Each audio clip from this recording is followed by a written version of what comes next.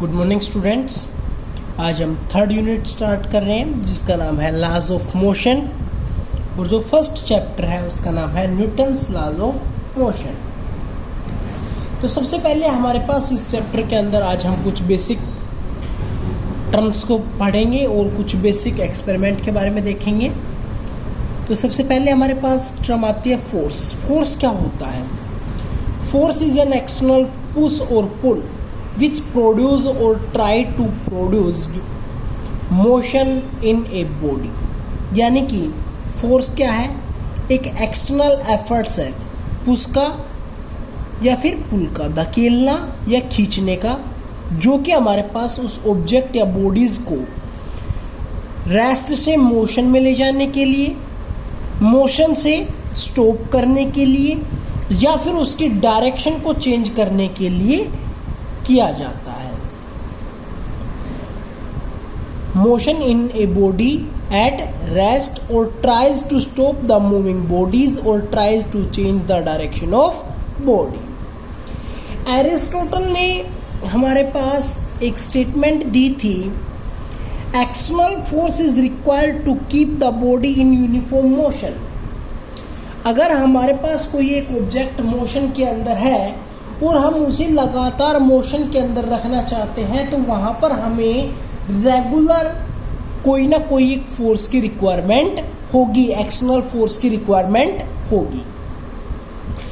As far as frictionless surface, no external force is necessary to move the body in uniform motion. अगर हमारे पास जो surface है वो frictionless है और उस टाइम के ऊपर, उस फ्रिक्शन लेस सरफेस के ऊपर, जैसे कि ये ले लिया मैंने, यहाँ पर कोई फ्रिक्शन नहीं है, मान लिया पेपर के बीच में और पेन के बीच में कोई फ्रिक्शन नहीं है, और ये पेन ऑलरेडी पहले से मूविंग कर रहा था, तो इसको आगे रेगुलर मूव करने के लिए किसी भी एक्सटर्नल फोर्स की रिक्वायरमेंट नहीं होती है।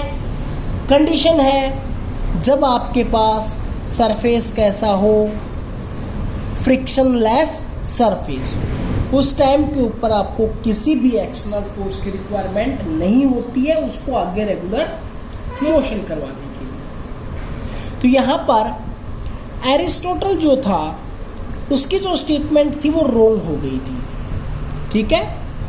और जो ये हमारे पास जो स्टेटमेंट बाद में बनी फ्रिक्शनलेस की कंडीशन लगा के, इसको हम बोलते हैं एरिस्टोटल फैलेस, ठीक है।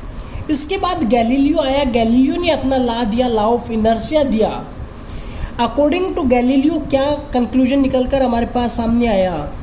Object moving down in smooth inclined plane accelerates. अगर ऑब्जेक्ट डाउनवर्ड मूव कर रहा है स्मूथ इंक्लाइंड प्लेन के अंदर, तो उसकी वेलोसिटी क्या होगी? इंक्रीज होगी, यानी कि कैसा एक्सेलरेशन कैसा होगा? इंक्रीज होगा। तो वेलोसिटी क्या होगी? इंक्रीज होगी। Object moving up in smooth inclined plane decelerate और रिटार्डेड, यानी कि जब ऑब्जेक्ट स्मूथ इंक्लाइंड प्लेन के ऊपर अपवर्ड डायरेक्शन के अंदर मूव करेगा, तो उस टाइम के ऊपर क्या होगा? रिटार्डेशन होगा। Object moving on A horizontal frictionless surface moves with constant velocity, यानी कि जब हम किसी एक ऑब्जेक्ट को फ्रिक्शनलेस सरफेस के हॉरिजॉन्टल सरफेस के ऊपर मूव करवाते हैं, तो वो एक कांस्टेंट वेलोसिटी के साथ मूव करता है। ये तीनों एग्जाम्पल मैंने यहाँ पर रिप्रेजेंटेशन किए हुए हैं। इस एग्जाम्पल के अंदर ऑब्जेक्ट अपवर्ड से डाउनवर्ड आ रहा है, तो क्या हो रहा है? एक्सेलरेट हो रहा है, एक्सेलरेशन इंक्रीज हो रहा है। इस वाले केस में ऑब्जेक्ट डाउनवर्ड टू अपवर्ड जा रहा है, तो इसके अंदर क्या होगा? रिटार्डेड होगा, यानी कि रिटार्डेशन होगा। और जब वो स्मूथ हॉरिजॉन्टल सरफेस के ऊपर मूव करेगा, तो इसके अंदर क्या होगा? कांस्टेंट वेलोसिटी के साथ वो मूव करेगा। गैलीलियो ने आगे और भी एक्सपेरिमेंट करके देखे। वो एक्सपेरिमेंट क्या है कि अगर किसी एक ऑब्जेक्ट को मान लीजिए h1 हाइट के ऊपर से ड्रॉप किया जाता है, छोड़ा जा रहा है, जो कि इंक्लाइंड प्लेन है, और इंक्लाइंड प्लेन हॉरिजॉन्टल के साथ ए एंगल बना रहा है। कितना एंगल बना रहा है? ए। कोई भी आप एंगल ले सकते हो, ठीक है। और h1 हाइट के ऊपर से छोड़ा गया तो वो बॉल क्या होगी, इधर रोल करते हुए आएगी, नीचे हॉरिजॉन्टल क्या मूव करेगी और फिर इसके ऊपर जाकर यहाँ तक जाएगी। इसके अंदर क्या कंक्लूजन निकलकर सामने आता है कि जो आपने अपवर्ड डायरेक्शन के अंदर किया वो आपने एंगल मान लिया हॉरिजॉन्टल के साथ कितना है, b है, और इसकी हाइट क्या है, h2 है जो उसने गेन की है। तो अकॉर्डिंग टू गैलीलियो क्या ऑब्जर्वेशन है, आपने h1 हाइट के ऊपर से छोड़ा था, अगर ये दोनों एंगल्स बराबर हैं तो दोबारा से वो बॉल h2 हाइट जो अटेन करेगी वो h1 हाइट के इक्वल ही होगी। लेकिन कब होगा, जब आपके पास सरफेस कैसा हो, फ्रिक्शन लेस होगा। अगर आपके पास फ्रिक्शन वाला सरफेस होगा, यानी कि जो हम सिंपल एग्जाम्पल लेकर करते हैं, तो उस केस के अंदर h2 जो हाइट होगी वो h1 से छोटी होगी। ठीक है।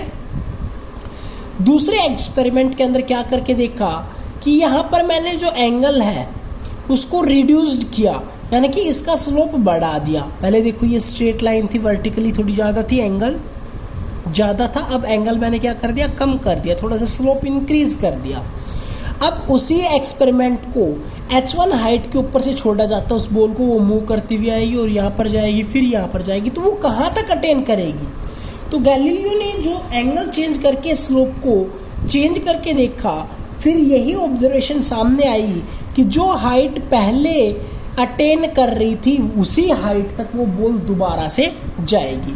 यानी कि इस वाले केस के अंदर भी जब वो h1 हाइट के ऊपर से आ रही थी, छोड़ी जा रही थी, तो दोबारा से जो उसने h2 हाइट अटेन की वो भी h1 के इक्वल ही होगी।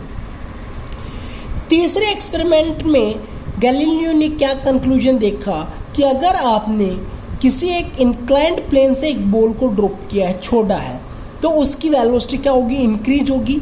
यहाँ पर अगर आपके पास फ्रिक्शन लेस हॉरिजॉन्टल सरफेस हो तो ये वाली बॉल आपके पास रेगुलर कांस्टेंट वेलोसिटी के साथ मूव करेगी। यानी कि यहाँ से हमारे पास 3 पॉइंट्स निकल कर सामने आए, वो क्या है, if there is no friction then final height of the ball will be equal to the initial height, but if there is friction then final height will be reduced. First वाले case का conclusion लिखा हुआ है। Second का conclusion क्या है, when slope of second smooth inclined plane is decreased and experiment is repeated, the ball still reaches the same height। अगर हमने उस बॉल के एक्सपेरिमेंट को रिपीट किया और स्लोप को चेंज भी किया, डिक्रीज भी किया, ठीक है, तो हमारे पास वो बॉल सेम हाइट तक ही अटेन कर पाएगी। Third, when slope of second smooth inclined plane is made 0, the ball travels an infinite distance when there is no friction। यानी कि थर्ड वाले केस के अंदर अगर यहाँ पर फ्रिक्शन लेस सरफेस होगा तो वो बॉल कभी भी बिना एक्सटर्नल फोर्स लगाए नहीं रुकेगी। यानी कि कितनी डिस्टेंस ट्रेवल करेगी, इनफाइनाइट डिस्टेंस ट्रेवल करेगी। If net force is 0, a body at rest continues to be at rest or in a uniform motion। when continuous to be in uniform motion along a straight line, that is called Galileo law of inertia। यानी कि जब तक आप किसी एक body के ऊपर अगर नेट फोर्स 0 रखते हैं तो वो जो बॉडी रेस्ट में थी वो कंटिन्यूस रेस्ट में ही रहेगी, या फिर अगर वो बॉडी मोशन के अंदर थी तो वो रेगुलर कंटिन्यूस मोशन के अंदर ही रहेगी। ये क्या कहलाता है, Galileo law of inertia. Thank you.